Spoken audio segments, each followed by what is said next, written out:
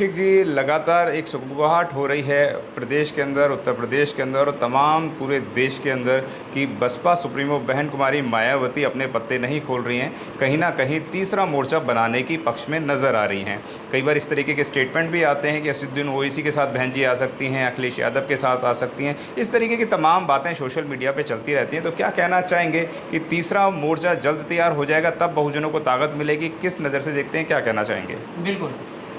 वास्तव में अगर इस देश को ट्रांसफॉर्म करना है, गरीबी और गुर्बत से निकालना है, तो जो संविधान में जो बातें लिखी हैं उसको लागू करना जो है, सरकार जो भी सरकार आए उसका लक्ष्य होना चाहिए। केवल वो चुनावी घोषणा पत्र में वो बातें सीमित नहीं होनी चाहिए, या केवल वो वोट लेने के लिए लोगों को हमें घोषणा पत्र तैयार नहीं करना चाहिए।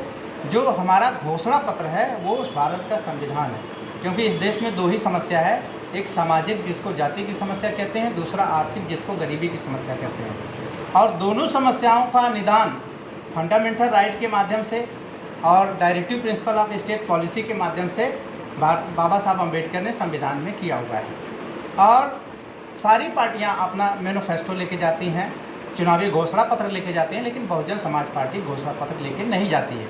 और बहुजन समाज पार्टी घोषणा पत्र के नाम पे कहती है कि संविधान हमारा घोषणा पत्र है। क्यों है?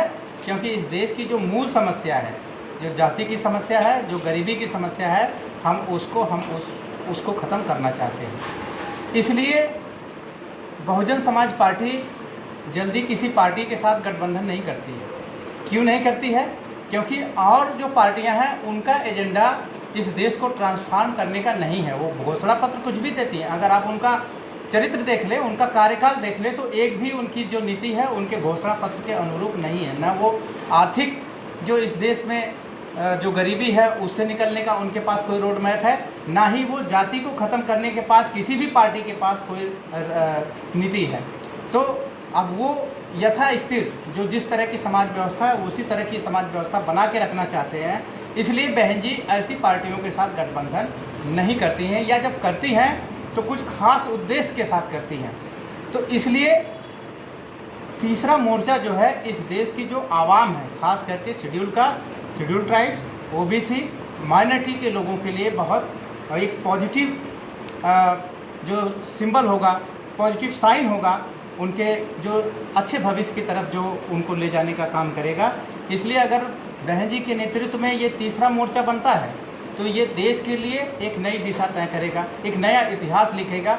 वो इतिहास वो जिसका सपना बाबा साहब अम्बेडकर, महात्मा फुले कभी देखते थे। तो इसलिए तीसरे मोर्चे को इस देश को खुले दिल से और हर तरीके से स्वागत करना चाहिए। अगर आपने अभी तक हमारा चैनल सब्सक्राइब नहीं किया है तो सब्सक्राइब करें और घंटी का बटन बिल्कुल भी दबाना ना भूलें, ताकि सभी लेटेस्ट खबरें पहुंच सकें आप पे सबसे पहले।